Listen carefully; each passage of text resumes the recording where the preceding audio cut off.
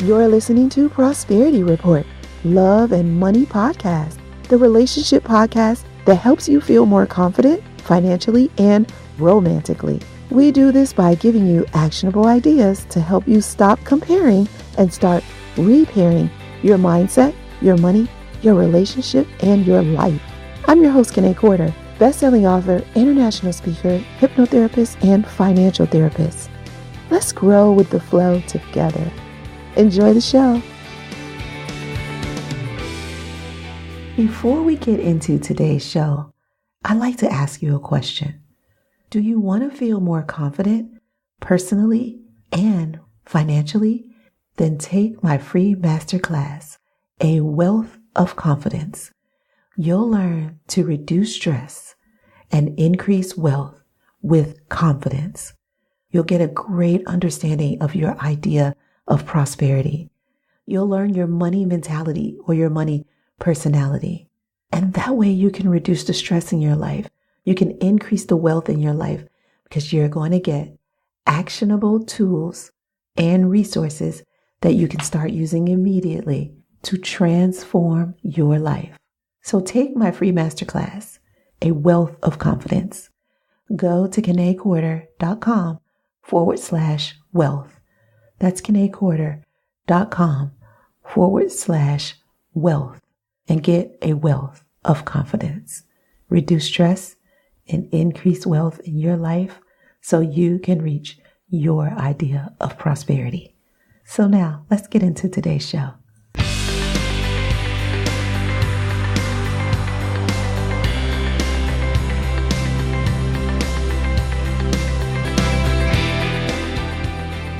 Welcome to Prosperity Report, Love and Money Podcast. I am so excited because today I get to talk to Victoria and Greg Goebel.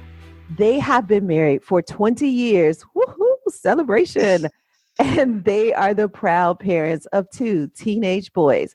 Victoria is a therapist here in Georgia with me, and Victoria describes herself as a late bloomer, just starting her counseling career 2 years ago. Greg works full-time in ministry and also runs editing for a website. They both enjoy traveling and spending time with family. Victoria states self-care as a high priority, and learning about money is a big part of her self-care. Continually working on cultivating a positive and grateful attitude, she also enjoys playing tennis, making music, writing, and laughing. Today, we will talk a little about how uninvolved Victoria used to be in the finances and how helpful it has been for their marriage and their money that they are both now involved. The couple says, we have learned to notice what we've done right instead of just how we have missed the mark or need to improve. Noticing our progress helps us continue to work towards having better control of our finances. It makes all the difference. Spoken like a true prosperity pro. Let me introduce you to my guests, Greg and Victoria Goebel. Hey, guys. Hey, Kine. Hey, Kine. Thank you so much for having us on. I'm so glad to have you guys on, especially because of that last thing you said. You know, I am a big advocate for focusing on what's going well. So I love that that's what you took away from, your work, your financial therapy. That's so awesome. Yeah, we couldn't have done it without your coaching through that, for sure. Oh yeah. Thank you. Wow, that's so awesome. So this will be a great way to kind of bring that in, and starting with the first question that I ask very often is, what is your idea of prosperity? Yeah, well, I would think immediately of security, just having what you need for right now, but also for the future, not just emergencies, but maybe retirement, knowing that you're saving up for the future. And that includes your kids, that you have enough to support their needs. And then the security allows me to feel like we can be generous, not just in giving money, but in doing things with our lives that we want to do to help other people. Yeah, awesome. I like that. And I think of it as freedom, like giving myself and us freedom, space to do what we want to do, sort of clearing out all the negative views that I've had about prosperity and money, but having more freedom with choice, realizing that it's actually a lot of it's about hard work. It's not just magically happening. I think of being comfortable. I think of having fun. I think of having fun, Kine. Yes. And balance between responsibility and pleasure. Nice. Yeah. Yes. Once when I was teaching a class for kids, I even asked this question for kids. I changed it a little bit because they don't know the word prosperity usually. But this little boy, he was about 8 years old. And he said, "Oh, my idea of wealthy or rich is I can do anything I want to do, and then I don't." That's really cool. That is it. He kind of boiled it down, but he said it better than I did. I know, but that when you just said that was like the same thing. I was like, yeah, that's it. Yeah. And he knows. That's one of the best ways I've ever heard somebody say that. I know, right? And he was 8. I was like, out of the mouths of babes, boy. I love that. I wish I would have recorded it because it was so freaking cool. So, you said something in your idea of prosperity that made me think of another question. And that is, how has your idea of prosperity changed? Because based on the way you answered the question, it sounds like you had another idea about money. Yeah, and I think it helped when we first started our sessions and you were asking about my relationship with money. I'd never even heard that question or thought of money as something you have a relationship with, and went back into sort of like, how is money viewed in my family and what's your attitude? And that helped me finding out that I kind of had this starving artist idea of money, and thinking of prosperity as just big, broad terms, like it related to materialism. I thought it was like a noose around my neck, and it was just keeping me from what I wanted. Yeah. If I was going to pay attention to money, somehow I was going to become greedy and I was going to be a slave to it. Yeah. It meant somehow I was going to take it from other people. It doesn't make sense, but somehow inside myself, I had all these thoughts about it, and that people mysteriously become prosperous. So it was a big turnoff. I mean, when I first heard that word, even, I just had a lot of negativity around it. I do remember that. Yeah.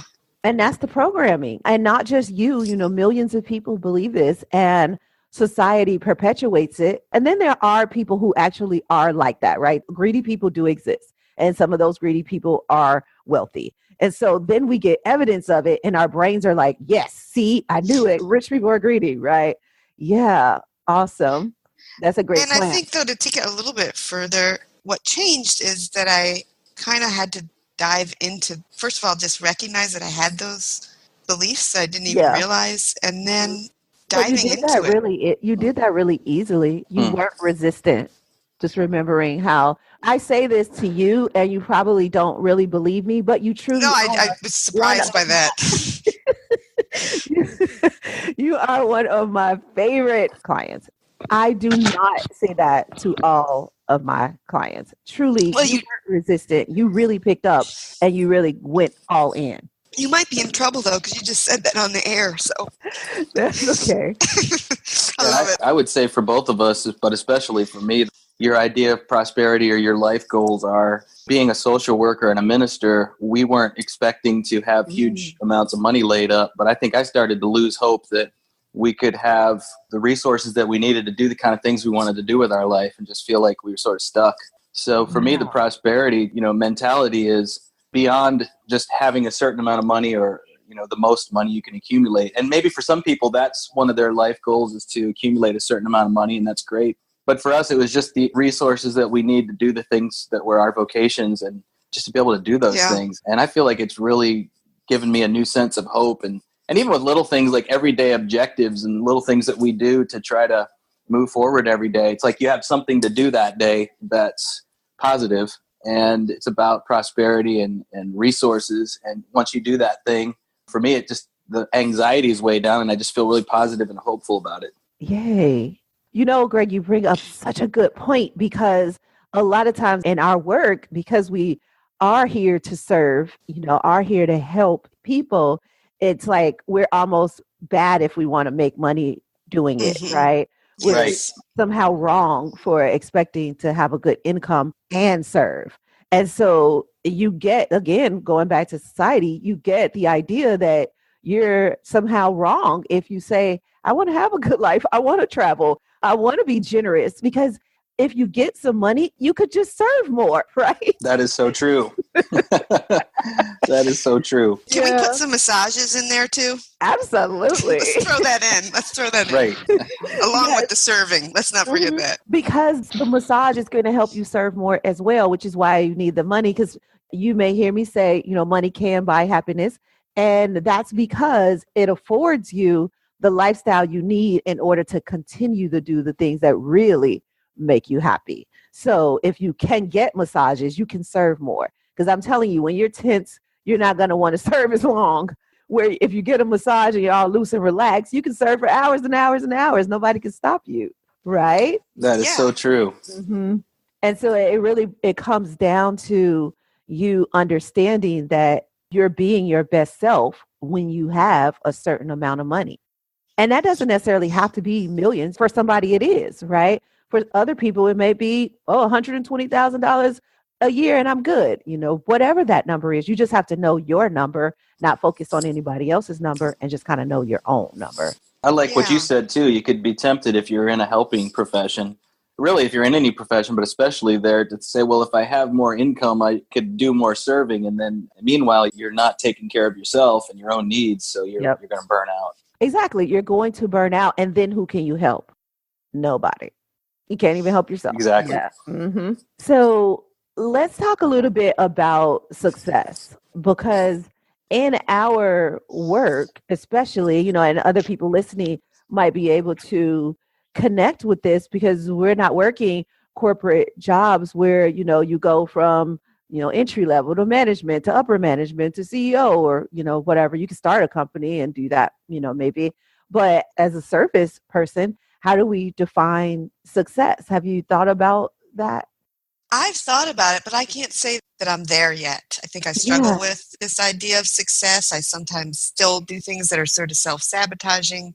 Like recently went for an interview. I get to these second interviews sometimes, and then suddenly I don't know what happens. But I think it is a fear of success that I still have. But I think that it is shifting my idea about what it means to be successful. Part of that fear might be based on comparing to other people, what it would mean for them to be successful, but what does it mean for me to be, the kind of therapist that has my particular gifts and personality and humor, and that I can't do some things and I can do others. I think that's something I'm still grappling with. Absolutely. Yeah. And it probably evolves over time, like you get it and then you have this idea and then that idea evolves even more. What would you say, Greg? Yeah, I would just echo what Victoria's saying. I think it's very personal in the sense that, what is it that you want to do with your life? What are your goals? But being successful is just really believing that you can get there. And if your goal is to start a nonprofit or to start a practice to help other people, then believing that you can do that and that you have the resources around you to do it is success to me. If you're in the banking world, we have a relative that's in the banking world and maybe his goals look a little bit different, but the success part is just him believing that he can become the CEO of a bank if that's, what he wants to do and feels like is his calling in life. I think, say what Victoria said, just learning how to not sabotage that, but figure out what it is you want to do. And then just believing that the resources are around you to do it. But part of prosperity and like this whole process that you've helped me and us to come through is clearing the way. Like, always think about that. Like, it's clearing the way for me to see. That's the hard work for me of looking into the mirror of money, seeing, where am I using my resources? Where is my money going? And if I had more, then wouldn't that clear me up to do some things I want to do? And it's kind of scary to step up to the plate.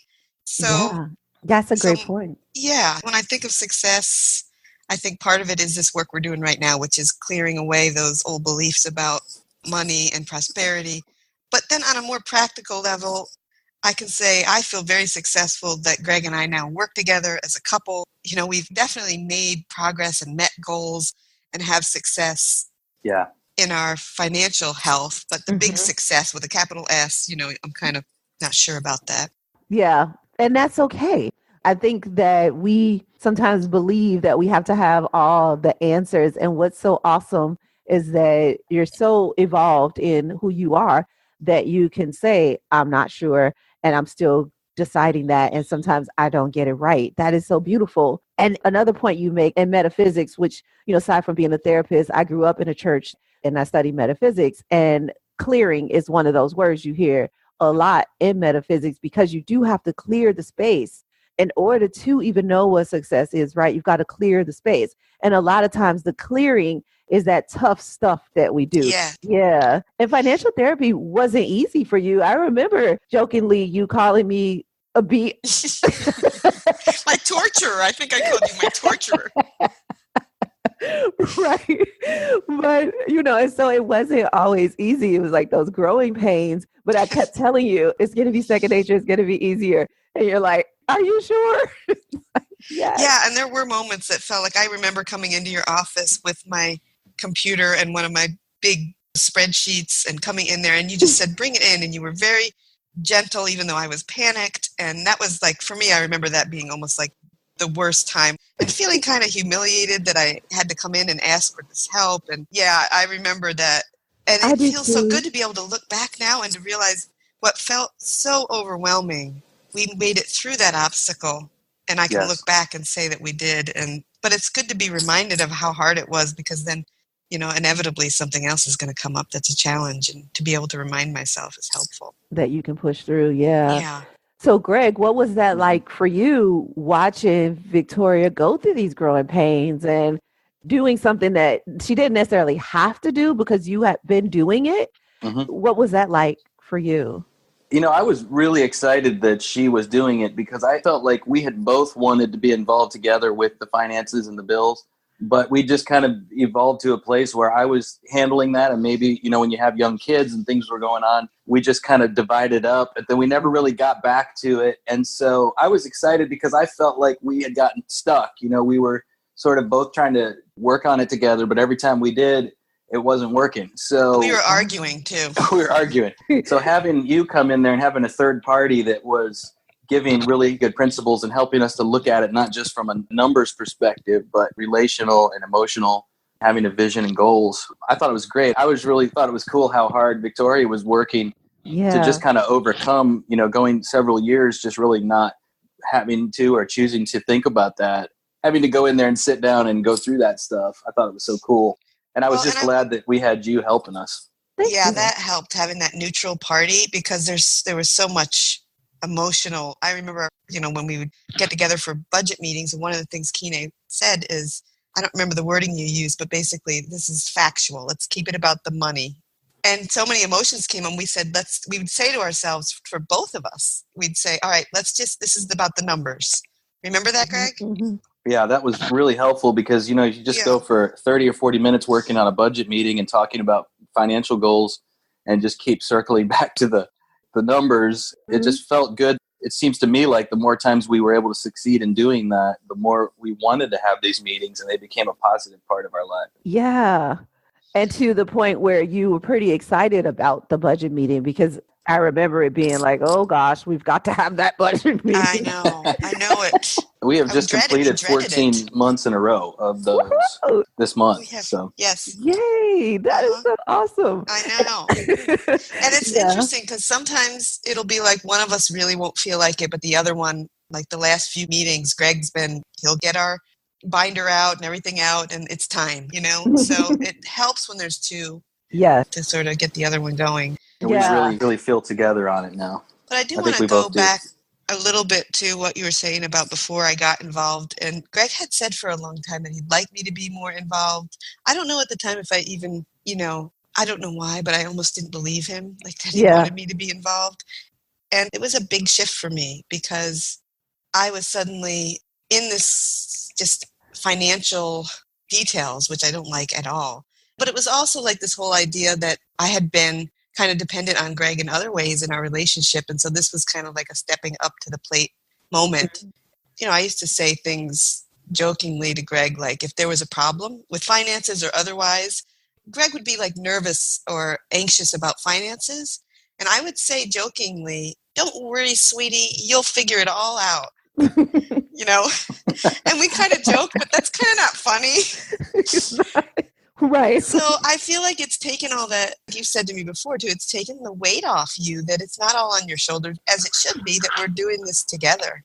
Yeah, and I think that kind of thing hurts everybody. I think we both were learning how to do this together. And, once you get going with the finances, you're paying the bills, you're making decisions, then you start getting possessive of it because you want it to be done a certain way. Or maybe you're defensive because this is what I was thinking sometimes was, I'm trying to do the best I can here. And then if somebody else comes in, if you come in, or if some financial advisor looks at it, I'm going to feel defensive, because I'm not a financial person. I'm a priest.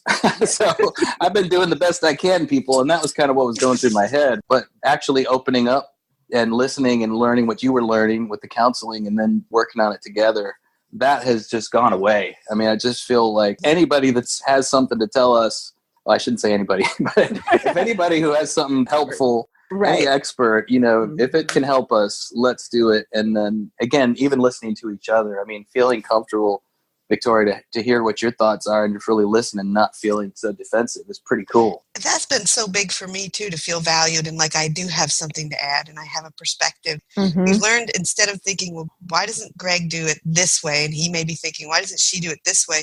Instead, well, Greg has a great perspective that's different from mine. And then he's valuing my perspective, and we're learning how to talk about that and negotiate rather than sort of butting heads and both being defensive, me because I've not been involved and maybe have a chip on my shoulder, Greg because the new kid's in town now.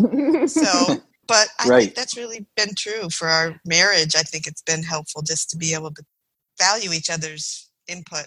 Yeah. And I work really hard to be gentle with the spouse that's not there, because I know that they don't get to meet me, so they don't know.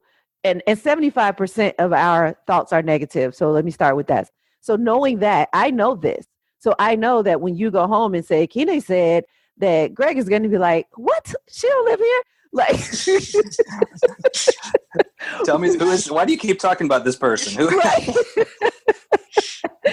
So I know. And I did have that behind me too. It'd be like, well, Kine said, Greg might say something, and instead of just saying like what I thought, I'd be like, well. So I know this. So I bake into the program, if it's only one, because sometimes I do have the couple, but sometimes I don't. If there's only one person in front of me, I am still treating the couple. I am still looking at what it means for Greg, for Victoria to come home and get her hands in the money. That means something. And for 18 years or however many years, he was doing it on his own. And I am not going to go in like, you better put your foot down. I'm going to be like, wait, woman, you need to tread lightly, because this man has been carrying this weight for a long time. That is what you said. Take it off one brick at a time. Yeah. That is what you said. I've forgotten about that, but you did. You would always encourage me to consider how long Greg's been doing this and just not to come blowing in there with, Exactly. Because it wasn't to create more divisiveness. It was to create that camaraderie. It was to create the connection. And if you do it in that way, like, I know now, listen to me, right? It's like, whoa, yeah, hold on. I wanted to, it like a champ, though. For the most I do part. too. I absolutely do too. That was a great process, even though it was like you said. Sometimes I felt defensive and wasn't sure, but then we just kept talking, and like I love what you just said. One brick at a time. I agree. That's really what the process felt like, even though the bricks were kind of heavy sometimes. Yeah. Yes. So I appreciate the way that you supported Victoria through the whole thing, and not in a, you go do that thing you're doing out there and learn something, like not in that way, but in a comforting way. And that's admirable. Doesn't happen all the time. I think both of us in our hearts really felt the need to do it. And so even though we weren't both at the sessions, we both felt kind of open. I don't know if that's true for you, Victoria, but I think we both just felt really open to it. Yeah, I think it's like you said. I remember at the beginning, it seemed like you were kind of like, okay, you were supportive, like, go do it. But you did seem a little like, I don't know what's going to happen. Like, I'm taking my hands off this. Kind of like you were supporting me, but you were kind of stepped back. But then I think, and you can tell me if this is true, once we started making some progress and you were kind of hearing the things that Kine was sharing, it just seemed like you were more and more on board, and we both were. Is that true, you think, Greg?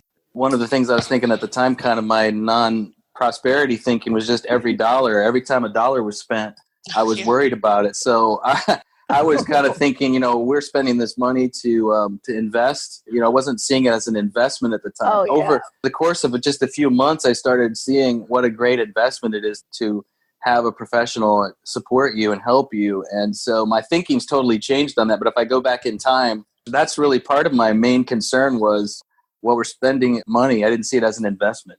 Ah, good point. And not that I forget that part of it.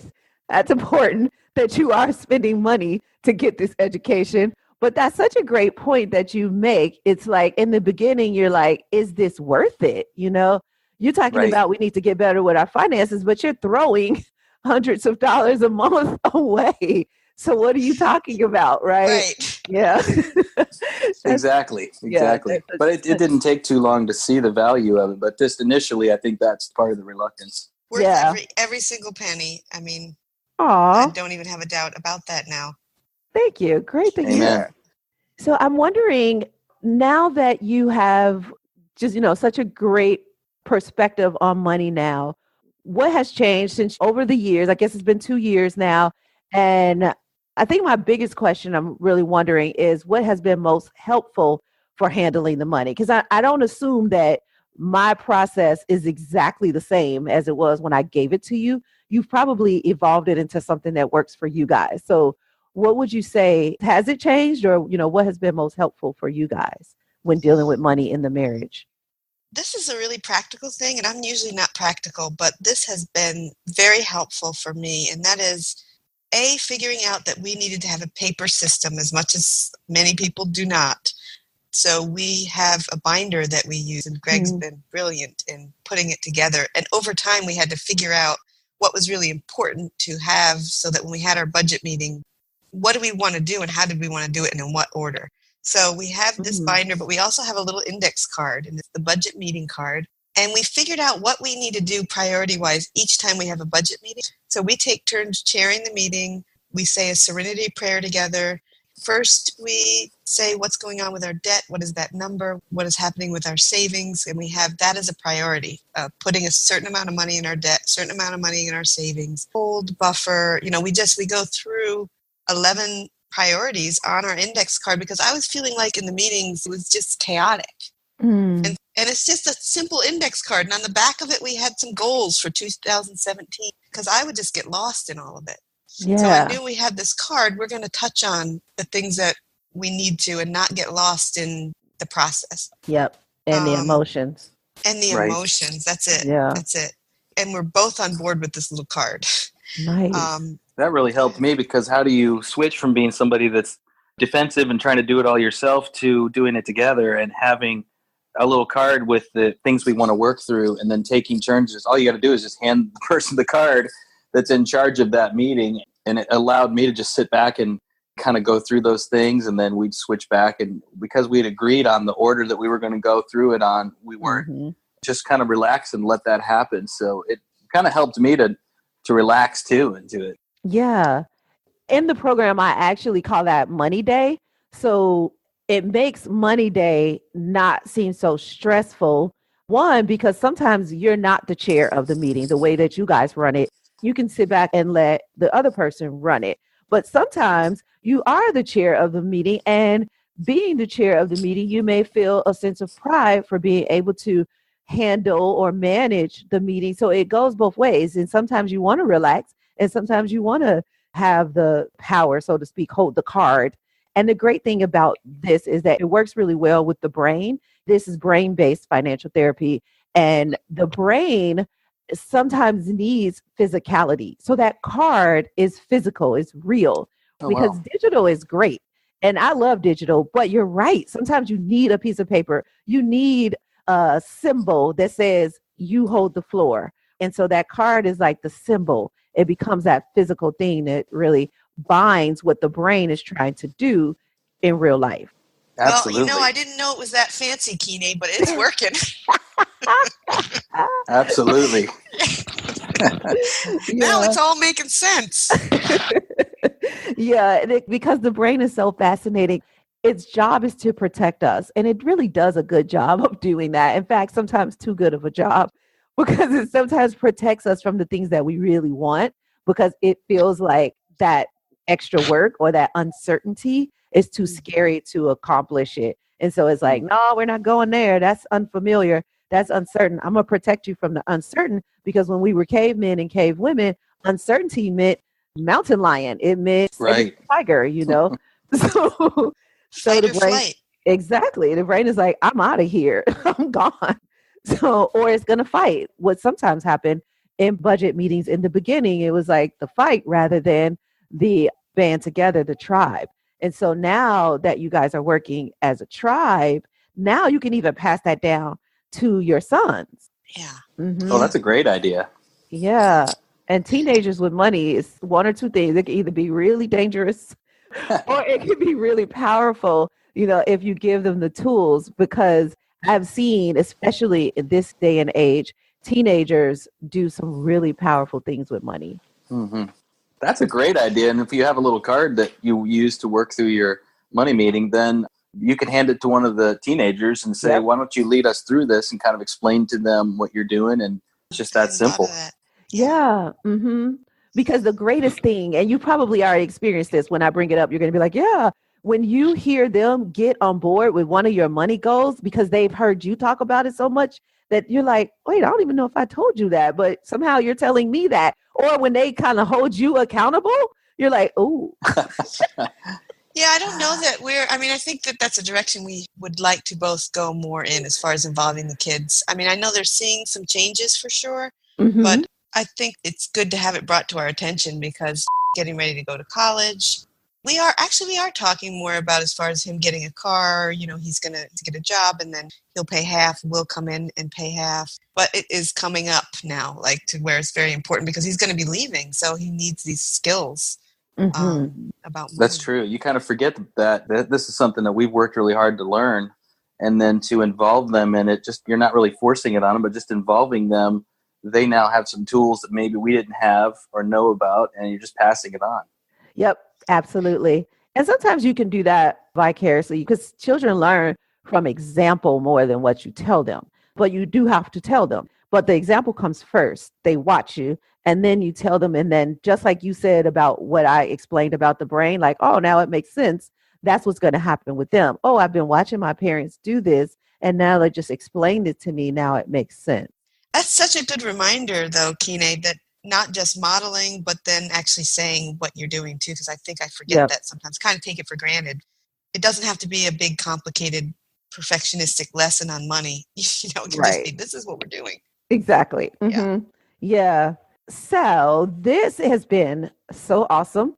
And I want you all listening out there to stay to the end, because we're about to give you our 5-minute activation. But before we do that, I want to ask you one of my favorite questions, and I want you both to answer. So what is the best marriage advice you've ever received, or the advice you wish someone would have told you? Ooh. Greg, how about you? You want to go first? Well, me too. You want me to? Well, I just think that the best advice, we didn't always follow it, but when we have, it's been really helpful, is just to get support, get help, whether it's counseling, whether it's support at your church, or going on marriage retreats, or support groups, or just peers and professional, life. Anything you can do to have healthy, strong people around you that you can turn to, whether you're going there as a couple or whether you're doing that as individuals. Man, I think go do it right away. Don't wait. Some of the ministers that I work with will complain that a couple will come to talk to them, as a last resort. It's kind of like they're thinking, we don't go to talk to somebody until things are really bad. Just have it become a regular part of your life. And it can be fun too. I mean, it can be something fun and enjoyable. And other times maybe it's painful and hard, but yeah, just getting that outside support. Yeah, that is so true. Great point. Kind of like preventive medicine, rather than going to have surgery or whatever. You could have just been taking your vitamins and eating right instead of getting high blood pressure. That's it. That's right. Right. Good point. I love that. So good. Victoria? Well, my thought about it is really to accept your spouse, your partner, for who they are. Like, I think about when we were married in earlier years, I was very dependent on Greg, and I kind of had a perfectionist view toward him, and he had all the answers, not just financial, but I kind of had him on this pedestal. And so we're even finding out recently that I wasn't able to be there for him at a time emotionally when he really could have used my help. I didn't even know it, but, because he didn't fit the supermodel that I had for him and can't be strong all the time. So maybe not allowing him to need me emotionally, I think, at the time. And I think it's so important to learn about who that person is that we're with. Who are they really? And maybe some people are already there, but I certainly wasn't. Finding out what really is important to them. How can I support them in their own dreams rather than my own ideas about who I want them to be for me? So that is the advice that I would give people. Find out who the person really is and let them change when they change. Oh, yes. I love that part too. That's a good thing. Yeah. That really is. So, wow. That was a great way to end it because I think that was so powerful. I just want to say pretty much everything we talked about today was pretty powerful. I think this is one of the best conversations that I've had about financial therapy in a long time, because a lot of times I'm talking about it to people who haven't experienced it. So it doesn't flow as much. It's a lot of one-sided me giving them information and them going, I guess, maybe, sort of. But so for me to talk with someone who has gone through it, experienced it, and who is still using it in their life is so much fun for me. I hope you guys had as much fun as I had. Oh, I did. And you're so encouraging, Loved Kine, it. and I just would recommend you to anyone out there. You made it easier than I could ever possibly imagine. One of the hardest things to me. We do have one concern we were talking about, though. When this podcast goes viral and I'm finally famous, we're going to have a lot of money. And so we're going to need to hire you to help us. We don't know what to do with those kind of big bucks. Right. So be expecting a phone call. Okay, absolutely. I'm about to go up to a new level. I will clear my schedule for my favorite client. That'll change Money Day, that's for sure. That will definitely change Money Day. You'll need 2 money days. That's it. Awesome. Well, thank you so much for joining me. And thank you guys for listening. It's time for 5-minute activation, a quick financial therapy session to get you activated and on your way to increasing the love and money in your marriage.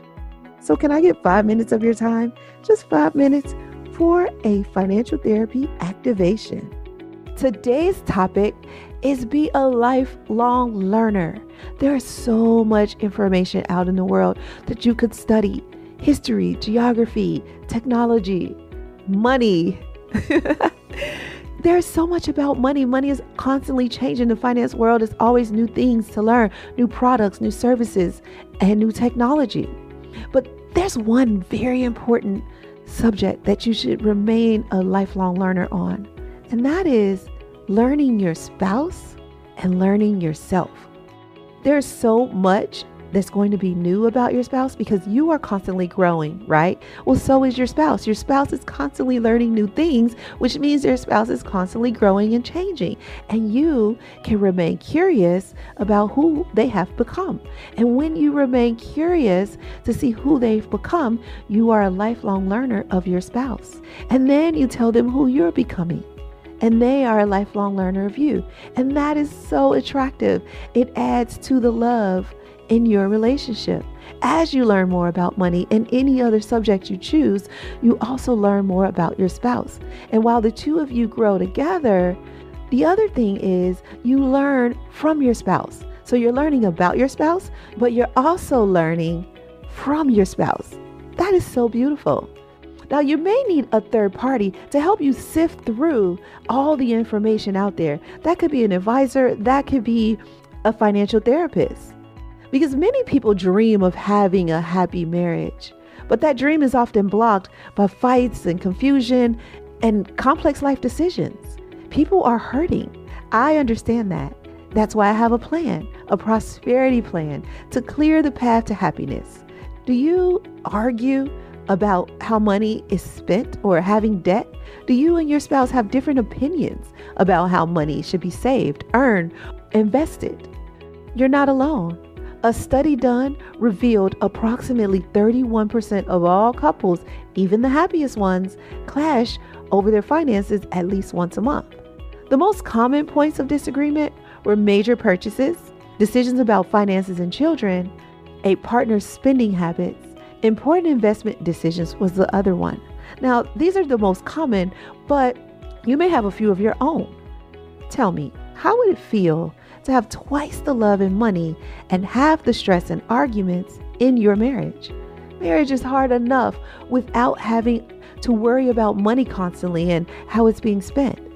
Now, what if I could assist you and your partner in learning your money personality, understanding your partner's personality, and creating a step-by-step plan that's easy to follow to help you reach your true heart's desire, your idea of prosperity?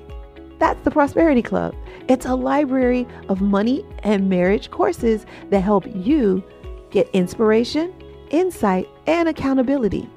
I created Prosperity Club to help couples get on the path to happiness. Would you like to stay happily married and reach your idea of prosperity together? Of course you would. Join the Prosperity Club today. It's easy. Start with our $1 trial membership. Go to KeneQuarter.com/trial and you'll start your 7-day financial challenge. It's just $1, a 7-day challenge to help you increase your finances with your partner. And if you don't like it, if you don't think we can work together successfully, then do nothing. Your membership ends. But if you like, you can upgrade and go to the next thing. But don't worry about that now. Just start with the 7-day challenge and get on the path with your partner to happiness. Go ahead, join the Prosperity Club today and bring more prosperity your way.